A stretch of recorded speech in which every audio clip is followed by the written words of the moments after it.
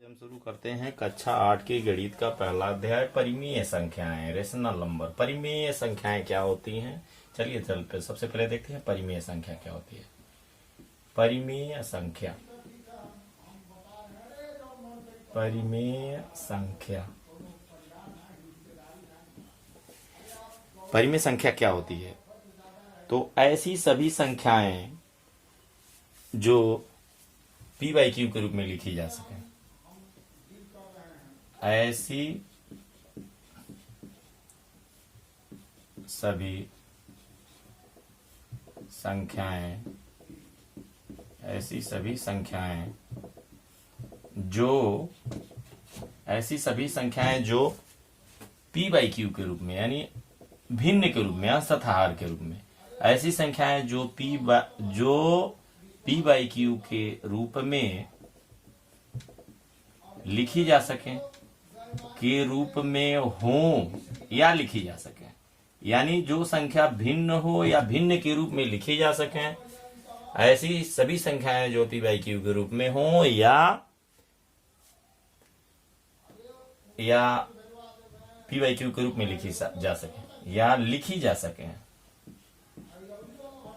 या लिखी जा सके, p बाई क्यू के रूप में हो या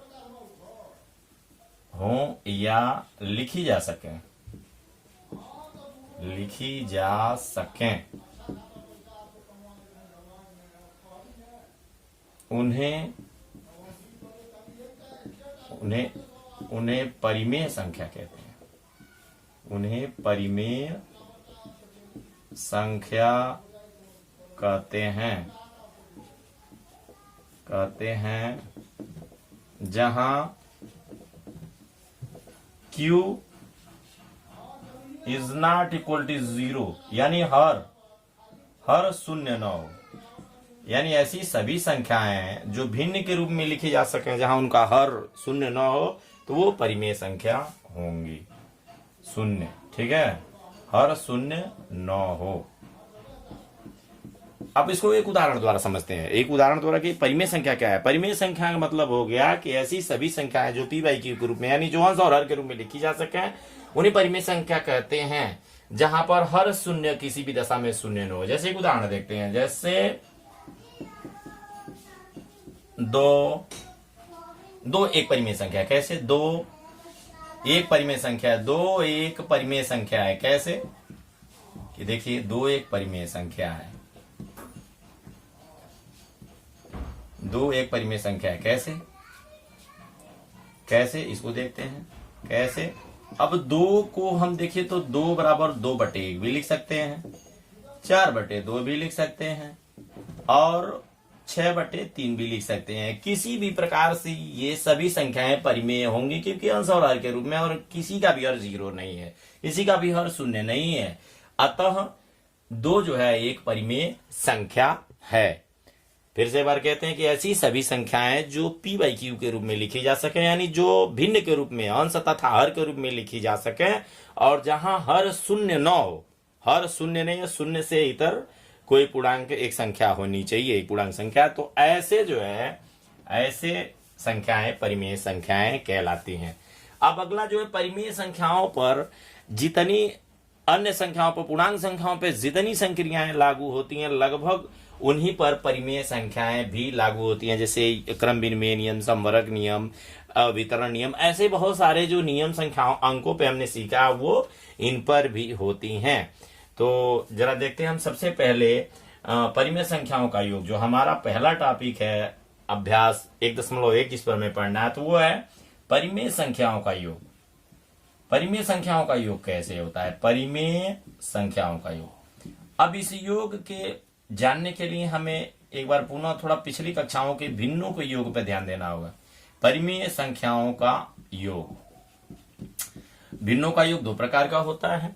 पहला जो है समान हर वाले भिन्नों का योग, और दूसरा असमान हर वाले भिन्नों का योग। अब इसको एक उदाहरण द्वारा समझते हैं परिमेय संख्याओं का योग। पहला एक नियम पढ़ते हैं, पहला सिस्टम जो है कि यदि 2 परिमेय संख्या है, यदि 2 परिमेय संख्याएं यदि दो परिमेय संख्याएं क्रमशः P/R तथा Q/R हैं हों तो इनका योग, अब देखिए यहां पे इनका योग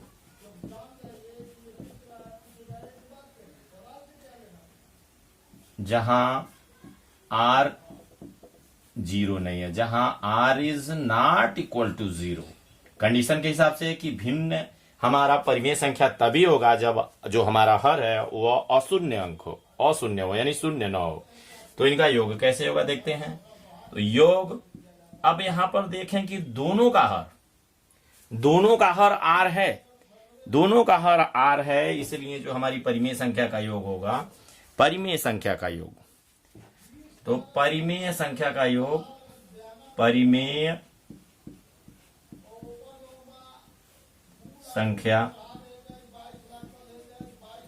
संख्या योग, ये क्या होगा, तो हो जाएगा P/R प्लस Q/R बराबर, हर समान है तो P प्लस Q।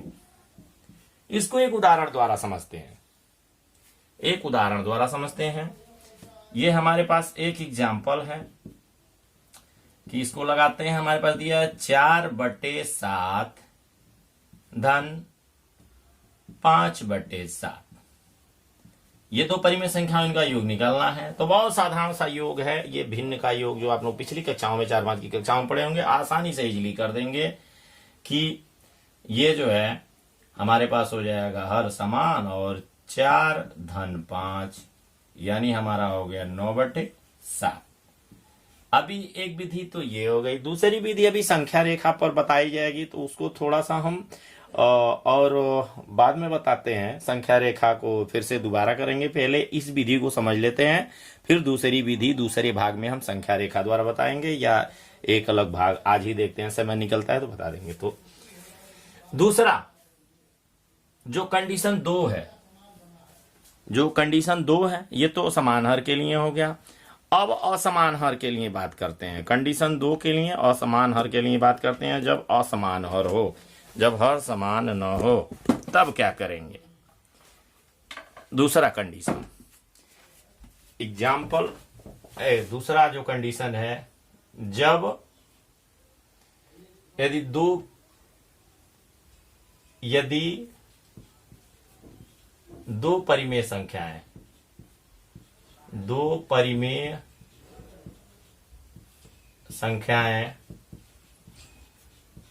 असमान हर वाले हों, असमान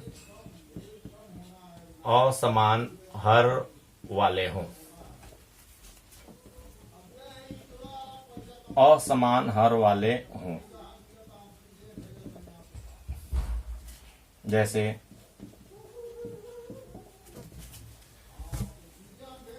P/Q प्लस R/S। तो ऐसे कंडीशन में हमने जो विधि पढ़ी है लघुत्तम वाली पिछली कक्षाओं में, यहां पर तो मान लीजिए हम सीधे सीधे तिर्यक गुणा कर देते हैं, लेकिन बिल्कुल यहां पे लॉसा लेना पड़ेगा, Q और S का लॉसा, ठीक है, Q और S का लॉसा लेंगे, और बाकी जो विधियां हैं आपने पढ़ा है कि इसका इसमें गुणा कराएंगे, जो भी लॉसा से शेष बचा हुआ पोर्शन होगा, यानी यस इसमें नहीं है तो यहाँ यस का गुणा कराएंगे, और R में Q का गुणा कराएंगे। इसको एक उदाहरण द्वारा समझते हैं बढ़िया से। एक उदाहरण हमारे पास एग्जाम्पल 2 है, ये हमारे पास है 3/5 -3/5 धन 7/4। अब एक चीज यहां पे हमें ध्यान देना होगा, जो आगे भी हम बताएंगे। अब सवाल चूंकि उदाहरण इस तरह का दे दिया गया कि सबसे पहला जो हमारा इस सवाल को जोड़ने से पहले ये ध्यान देना होगा कि हर हमारा ऋणात्मक न हो। अब हर ऋणात्मक हो तो क्या करेंगे, तो हर ऋणात्मक हो तो ऊपर नीचे ऋण 1 का गुणा कर लेंगे। इसको देखते हैं, यदि हर ऋणात्मक हो, यहां ध्यान देने वाली बात है, यदि हर ऋणात्मक हो, किसी भी परिमेय संख्या का हर ऋणात्मक हो तो क्रिया से पहले यानी संक्रिया, गणित संक्रिया से पहले, जो यानी जोड़ घटाना करने से पहले, गणित संक्रिया से पहले हर को धनात्मक कर लेते हैं। पहले हर को धन बनाने के लिए, धनात्मक बनाने के लिए, हर को धनात्मक बनाने के लिए अंश तथा हर में ऋण 1 से गुणा कर लेते हैं। अंश तथा हर में ऋण 1 से गुणा कर लेते हैं। अंश तथा हर में ऋण 1 से गुणा कर लेते हैं। ऋण 1 से गुणा कर देते हैं। ऋण 1 से गुणा कर देते हैं। देखते हैं इस सवाल में, इसको इसी तरह से उतला देते हैं। ऋण 3/5 धन, अब यहां पे हम ऋण 1 से गुणा कर देंगे, तो आप लिख करके समझ लीजिए, ऋण 1 से गुणा कर दीजिए या डायरेक्टली देख लीजिए।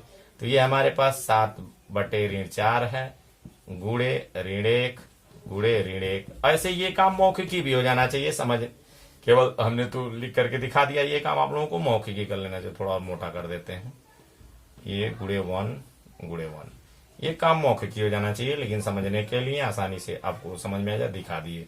तो यहाँ पे हो गया ऋण 3/5 और यहाँ पे जो हमारा 7 का इसमें गुणा हो गया तो ऋण 7/4। अब लघुत्तम की बात करते हैं, तो देख रहे हैं 5 और 4 का लघुत्तम यदि हम लेते हैं तो 20 आएगा। तो बहुत सामान्य सी बात है, 20 आएगा। तो आपको पता है कि जो लघुत्तम हमारा आया, लघुत्तम लेने का प्रक्रिया आपको पहले से पता है, 4 और 5 ये प्रक्रिया जो छोटे कक्षाओं में पढ़ते हैं, 2 दूना 4, 5, 2 एकन्ने 2, 5 और ये 5। तो हमारा जो एलसीएम हो गया, ये पीछे की कक्षाओं में 2 दूना 4 5 20, 2 दूना 4 5 20 यानी 20। अब हम क्या करेंगे, इनके बारी बारी से इनके हर से इसमें भाग देंगे, जितना आएगा उतना ऊपर गुणा कर देंगे। यानी कि अगर 5 में 4 का गुणा करें तो 20 आ जाएगा, 4 में 5 का गुणा करें तो 20 हो जाएगा। यानी तिरछा तिरछी भी गुणा कर सकते हैं, लेकिन ये हर जगह काम नहीं आएगा, इसलिए मैंने लौसा बताया। तो यहां ऋण 3 गुणे 4 कोष्टक लगाते हैं, धन ऋण 7 गुणे 5 कोष्टक लगा देते हैं। और इस तरह से हमारे पास आती है संख्या ऋण 12 धन ऋण 35/20। और ये हमारे पास संख्या होती है ऋण 12 ऋण 35। इसके भ्रम में मत आइए कि इसको हम खोलेंगे भी, जैसे चिन्हों का भ्रम यही है कि ऋण जोड़ेंगे तो भी ऋण होगा, यानी ऋण 12 ऋण 35 यानी ऋण 47/20। अब ये आपका योग हो गया। इसको भिन्नात्मक में भी कर सकते हैं, पूर्णांक 20 दूना 40 भाग करके, तो ऐसे आगे वैसे भी हो जाएगा। तो इस तरह से जो इस संख्या को हम करते हैं और ऐसे करेंगे।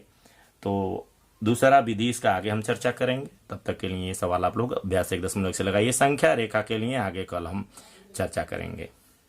घर पर रहिए, सुरक्षित रहिए, stay home and learn at home. अधिक से अधिक लोगों तक मेरा यह चैनल शेयर करिए, सब्सक्राइब कराइए, जिससे हम अधिक से अधिक वीडियो आप लोगों को उपस्थित कर सकें। धन्यवाद।